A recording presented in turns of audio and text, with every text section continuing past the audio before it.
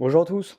Aujourd'hui, on va parler de la multiplication végétative. Alors, il faut différencier la multiplication végétative et la reproduction sexuée. La reproduction sexuée, elle va faire intervenir sur la plante donc les organes reproducteurs, les organes mâles et femelles, les étamines et le pistil. Là, c'est la reproduction végétative ou asexuée qui ne fait pas intervenir les organes reproducteurs. Alors, ça va avoir des avantages, cette reproduction végétative, c'est que on va par exemple pouvoir très facilement reproduire les végétaux, les reproduire en nombre et de manière économique. En fait, ça nous permet d'avoir pas cher différents individus ou bien d'avoir des végétaux résistants, par exemple avec les systèmes de greffage. Attention, par contre, hein, on va faire des clones, hein, donc pour le patrimoine génétique, pour développer le patrimoine génétique, c'est moins intéressant, on va dire, que la reproduction sexuée. On va voir dans cette vidéo différents exemples de reproduction végétative, hein, des reproductions naturelles ou artificielles faites par l'homme, hein, et vous verrez, ça va vous donner des idées pour comprendre comment on fait pour développer les végétaux, pour multiplier les végétaux naturellement ou avec la main de l'homme. Quelque chose de très simple, là on commence avec les drageons. Vous voyez, vous avez une souche d'arbre par exemple qui va faire des racines traçantes et au bout de ces racines traçantes, vous avez des bourgeons adventifs, hein, des bourgeons racinaires qui vont faire des nouvelles pousses. Et en fait, il suffira de couper entre la souche et la nouvelle pousse la racine pour avoir un nouveau végétaux, un nouveau clone et que vous pourrez planter à un autre endroit.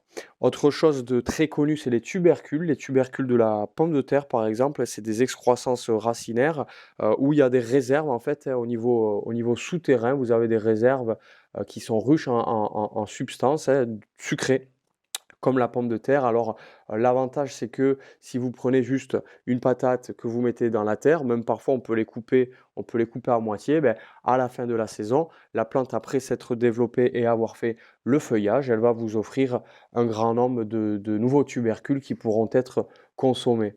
Et là, on pourra, avec un plant, avoir plusieurs plants sur l'année suivante ou bien avoir à manger. Au niveau des bulbes, c'est pareil, c'est des organes souterrains qui sont remplis de réserves nutritives hein, et ils vont chaque année repousser et ils vont même se multiplier. Par exemple, on va trouver ça sur les crocus, la tulipe, les jonquilles. Ça nous permet de multiplier les fleurs, par exemple, hein, et c'est quelque chose qui se trouve facilement dans la nature. Les bulbes, on peut les avoir aussi au niveau aérien. Il faut savoir, c'est un peu moins connu, mais on aura des bourgeons dormants charnus hein, qui seront transformés en réserves hein, nutritives qui, une fois tombés au sol, feront en fait d'autres plantes qui vont se multiplier.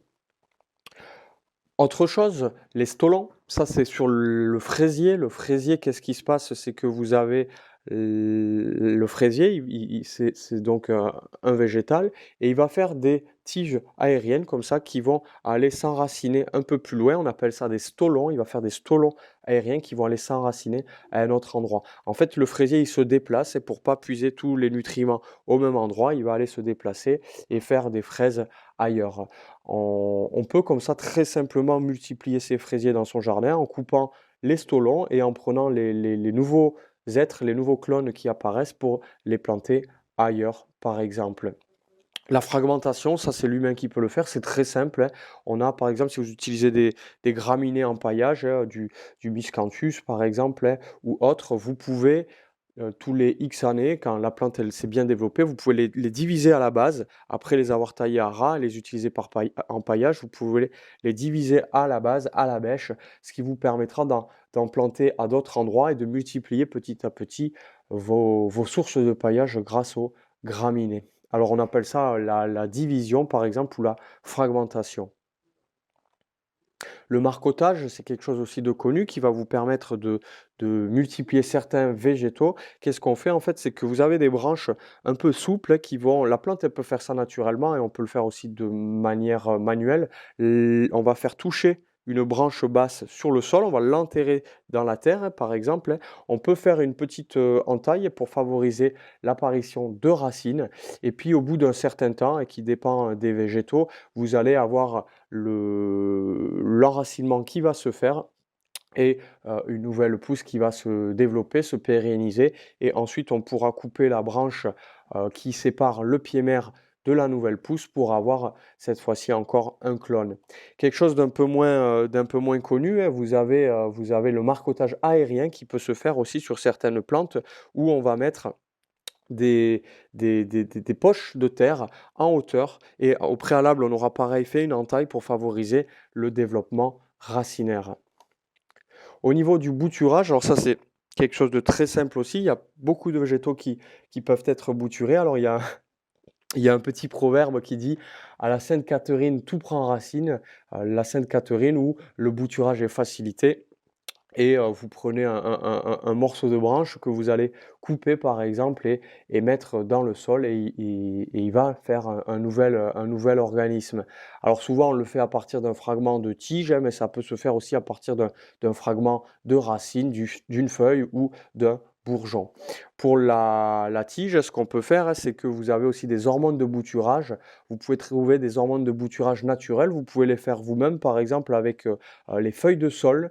Avec les feuilles de saule, vous avez des vidéos sur internet, vous pouvez trouver ça, vous allez voir, avec les feuilles de saule, on peut faire une sorte de gelée naturelle après les avoir laissées tremper dans de l'eau un certain temps. Et avec cette gelée, on a une hormone de bouturage naturelle, gratuite et issue de la nature.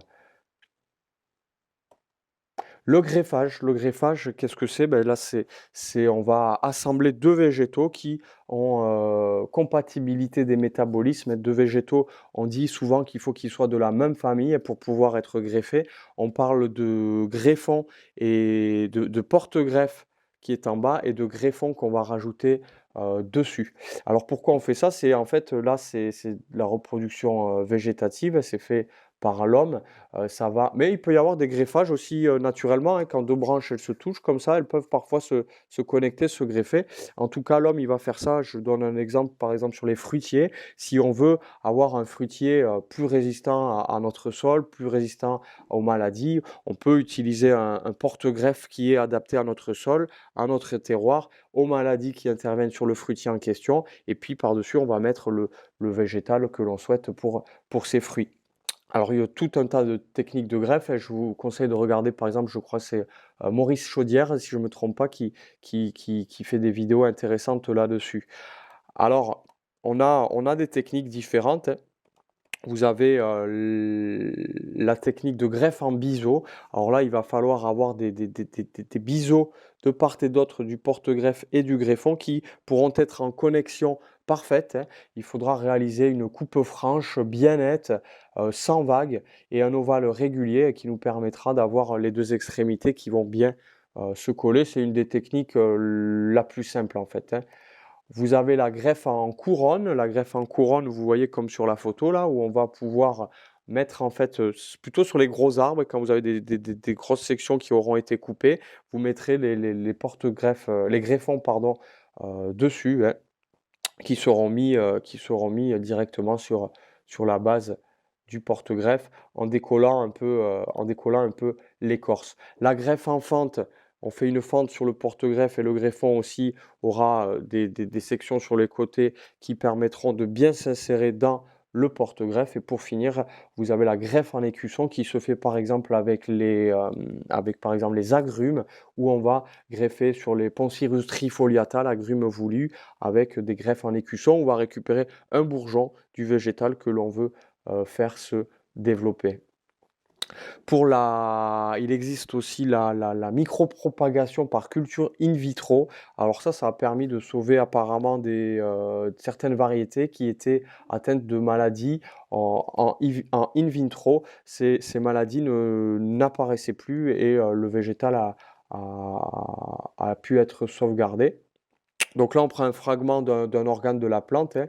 Souvent, ça va être, lié, par exemple, à des méristèmes, hein, où on va récolter sur certains méristèmes des fragments pour les faire se développer en in vitro. Bon, c'est pas forcément, celui dont je suis le plus fan, mais il faut savoir que ça existe. Voilà très rapidement pour des exemples, c'est très bref, hein, mais vous avez comme ça des exemples de multiplication végétative que vous pouvez faire. Vous pouvez mettre, s'il vous plaît, si vous voulez, en commentaire des liens vers d'autres vidéos qui développent plus ou moins certaines des points que j'ai dit dans cette vidéo. Voilà rapidement. Je vous dis à bientôt. Merci. Au revoir.